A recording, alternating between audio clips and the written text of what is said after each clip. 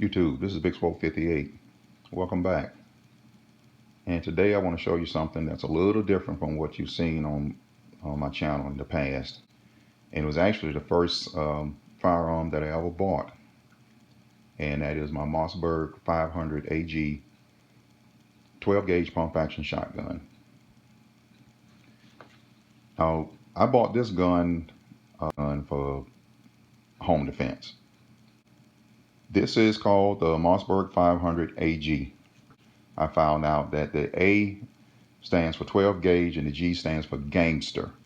I guess my own conclusions, believing that it's designated as a field gun for shooting game. Now, this gun started out having a 28-inch barrel and what Mossberg called a modified choke. If this will come into focus for me. There we go. 28-inch barrel and a modified choke. And it's also chambered to shoot 2 3/4 and 3-inch shells. Now, it has since been modified and the barrel now measures about 19 inches. There was a lot of damage down on the muzzle end of the barrel.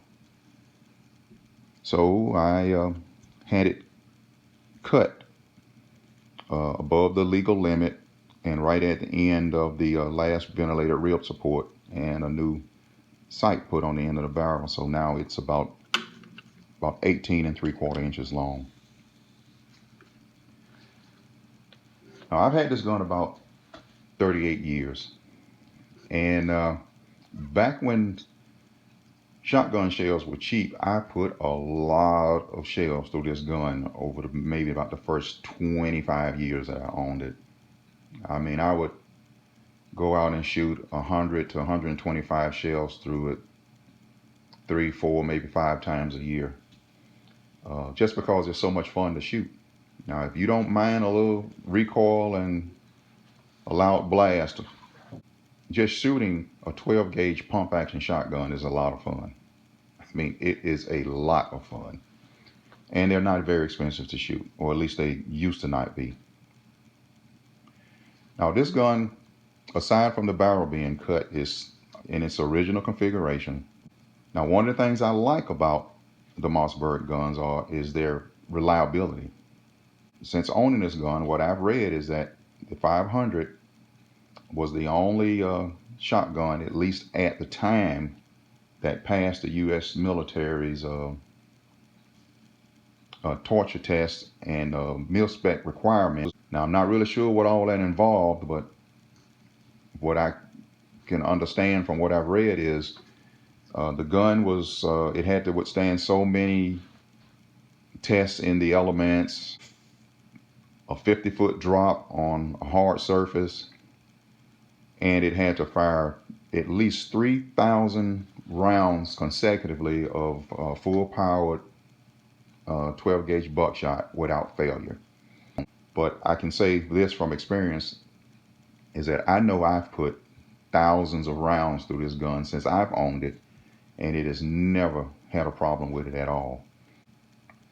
But it started getting a little catchy, I guess, would hang up a little bit, but it's a simple action on it. I just took it apart and cleaned it all up real good with a whetstone and removed all of the mushrooming that may have developed in some of the action parts, some of the burrs, put it back together, lubricated it, and it is what I call now just kind of sloppy smooth.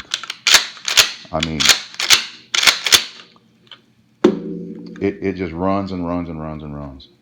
Now, I've shot the Remington 870, and it's a great gun too. I don't have anything negative to say about them. But my preference in them is the Mossberg because of a few simple features. I like the way that Mossberg put the safety versus where Remington placed theirs, which was right behind the trigger guard. I find this just to be a lot more intuitive and a natural placement than trying to actuate it with the with my trigger finger behind the trigger guard. And the only other feature on them that I prefer is on the Mossberg, the loading chamber is open, whereas the Remington, it has like a hinged cover on it. So when you're trying to load, you have to push that down and then load your shells. And sometimes you can kind of catch your thumb on it or your finger. But you know, it's not a big deal. But I just prefer this this open loading chamber. Now this gun still has the original stock and the original 4N on it that came from the factory. And I'm not sure, but I believe it's either walnut or birchwood. I believe it's walnut. And it is in, for at least a 38 or 40-year-old gun, it is in excellent condition. It hardly has a scratch on it, except just that one scratch right there. Other than that, it is excellent. These guns have an aluminum receiver, which doesn't rust. And I don't know if this is it's not bluing, it's some sort of paint. And this one's starting to show a little bit of edge wear, but not anything excessive. One of the things too I noticed about this gun, it's got some factory inscriptions on it that says Country Squire, and it's got a lot of game inscriptions on it on both sides, and it's upside down, but you can still see it.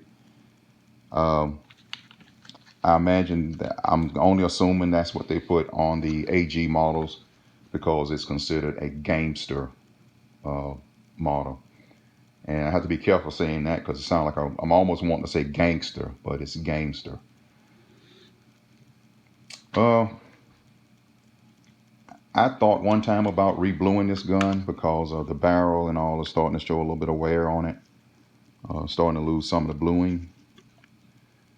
But for a near 40-year-old or older gun, all in all, it looks really good. I don't think I'm going to do anything to it. I think I'm just going to continue to enjoy it just like I have. Now, I recently took it out and, I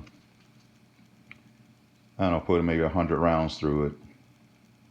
But I'm here to tell you, man, I'm a lot older than I was when I bought this gun, and those 12 gauge rounds sure feel a lot different now than they did 20 or 25 years ago. So I probably won't be shooting it nowhere near as much as I used to, but I still enjoy shooting it. So for those of you that have wanted a shotgun but have had any kind of reservations about buying and owning one, if you don't mind some recoil and a loud blast, and you don't want to spend a whole lot of money, go buy yourself a Mossberg 500. I guarantee you'll be pleased. Now this is the old field gun, so it has wooden stocks and wooden 4N, so it has a lot more weight on it than the tactical guns do. They're using synthetic materials and polymer now, and it doesn't weigh as much as the wood. So this gun's going to be a little bit heavier than some of the guns that they're making now in the 500, at least the tactical guns. So this gun is going to kind of mitigate recoil a little bit more than those guns. With the barrel cut, I weighed this gun on an uncalibrated scale. It weighed 7.2 pounds. So if you're in doubt and you want to buy you something that just you can go out and have some fun with, get yourself a pump action shotgun.